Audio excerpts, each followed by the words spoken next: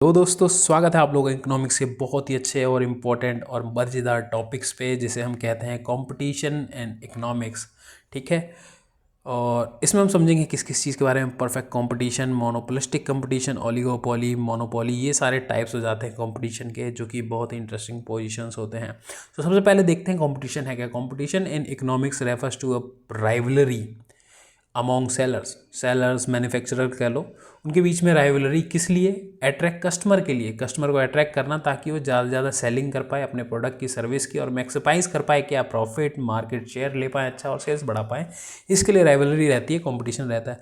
और एक अच्छा कंपटीशन अच्छे मार्केट को जन्म देता है, और वहाँ पर क्या होता है कि benefit at the end consumer का ही होता है कि अगर अच्छे सारे कंपटीशन रहेगा मार्केट में, बहुत सारे मैन्युफैक्चरर रहेंगे, तो अच्छे अच्छे प्रोडक्ट, इनोवेटिव प्रोडक्ट और ज़्यादा यूज़फुल और अच्छे रेट पे आपको पर्टिकुलर प्रोडक्ट को सेल करेंगे, तो बहुत ज़्यादा इंपॉर्टेंट हो जाता है।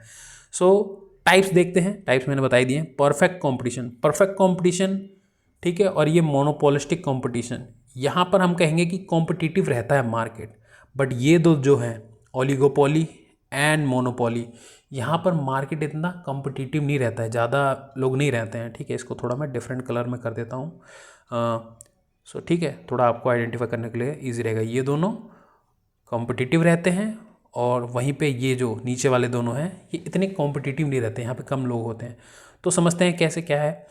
सो देखो, परफेक्ट कंपटीशन में क्या होता है, मैनी सेलर्स, स्मॉल फर्म्स होती हैं बहुत सारी, बड़ी फर्म्स भी होंगी, स्मॉल भी होंगी, सब तरह के लोग रहते हैं, और बहुत सारे मल्टीपल प्रोडक्ट्स होते हैं, होमोजेनियस प्रोडक्ट्स होते हैं, अलग अलग कैटेगरीज़ के हिसाब से, अलग अलग जगह के हिसाब से मल्टीपल टाइप के प्रोडक्ट्स होते हैं, जो कि एक अच्छा मार्केट बना के रखते हैं। ईजी एंट्री होता है और एग्जिट होता है। ठीक है, कोई भी नया प्रोड्यूसर है, मैन्युफैक्चरर है, सेलर है, सर्विस प्रोवाइडर, अगर वो आना चाहता है मार्केट में, ईजिली आ पाता है। ईज ऑफ डूइंग बिजनेस होता है, ईजिली बिजनेस कर सकते हो उस एरिया में, तो वहाँ पे हम कहते हैं परफेक्ट कॉम्पिटिशन है।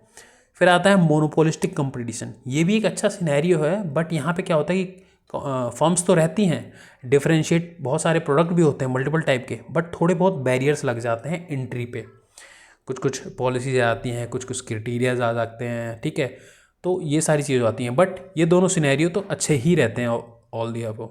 ठीक है, एक बात कह जाए तो। फिर आता है जो कि है इतना ओलिगोपोली एंड मोनोपोली। ओलिगोपोली में क्या हो जाता है कि जो बड़ी फर्म्स हैं, बड़े बड़े मैन्युफैक्चरर हैं, वो अपने प्रोडक्ट्स को सेल कर रहे होते हैं। अब वहाँ पे क्या हो जाता है कि प्रोडक्ट्स में भी होमोजोनियस और डिफरेंशिएटेड रहेंगे, वैरायटी रहेगी, बट उतनी नहीं। सिग्निफिकेंट बैरियर्स टू एंट्री, काफ़ी सारी बैरियर्स बढ़ जाएंगी ठीक ठाक। ठीक है, तो इतनी जल्दी एंट्री भी नहीं मिल पाती है।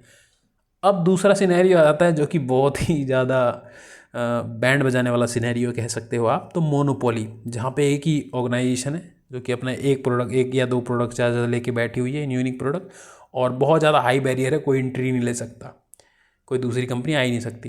तो ये हो जाता है मोनोपोली सिचुएशन, जहाँ पे एक ही कंपनी बैठी है, वही अपना प्रोडक्ट बेच रही है। खरीदना है तो खरीदो, नहीं खरीदना है तो मत खरीदो, कहाँ जाओगे। ठीक है, तो ये सारों की सारों टाइप्स हो जाते हैं कंपटीशन की, और या फिर कह सकते हो मार्केट के भी टाइप्स हो जाते हैं। आगे समझते हैं इम्पोर्टेंस ऑफ कंपटीशन। क्यों बहुत ज़्यादा इंपॉर्टेंट है कंपटीशन? प्रमोट्स करता है इनोवेशन एंड एफिशिएंसी को, और अच्छे रेट पे आपको प्रोडक्ट भी तो मिलेंगे। मान लो एक ही बंदा बेच रहा है तो वो तो अपने मन चाहे रेट पे बेचेगा, और मान लो 10 बेच रहे हैं तो आप भी उसको बार्गेन करोगे, भैया फलाना वाला तो सस्ते में दे रहा है, आप क्यों इतना महंगे दे रहे हो। कहते हो कि नहीं कहते हो? मंडी में जाते हो, सब्जी मंडी में या मार्केट में जाते हो तो कहते ही होंगे आप लोग। ठीक है, तो ये सारी चीज़ें रहती हैं, आपको बाय डिफ़ॉल्ट देखने को मिलता होगा।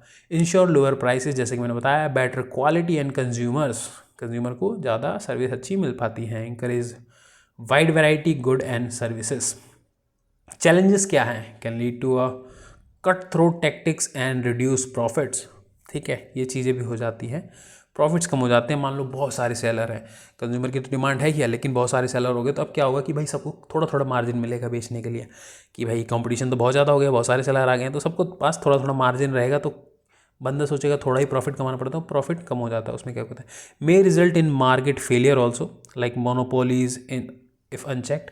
अगर गवर्नमेंट ध्यान नहीं दे रही है, या फिर लोग भी हैं, अगर वो देख रहे हैं कि भाई देख नहीं पा रहे हैं, ध्यान नहीं दे पा रहे हैं कि भाई ये कोई एक ऑर्गेनाइजेशन है, पर्टिकुलर ऑर्गेनाइजेशन है, मोनोपोली बनाई जा रही है, तो और गवर्नमेंट भी रेगुलेशन नहीं ला रही है, तो पंगे हो जाएंगे। वहाँ पे मोनोपोली बन गई तो फिर समझो कि कंज्यूमर की हालत ख़राब होने वाली है, महंगे दाम मिलेंगे और प्रोडक्ट में वैरायटी भी नहीं मिलेगी, और वही यूज़ करना पड़ेगा। ठीक है, सो समझ सकता हूँ मैं कि आपको इस वीडियो से अच्छी जानकारी मिल गई होगी, और मिलते हैं अगली वीडियो में, तब तक के लिए नमस्कार।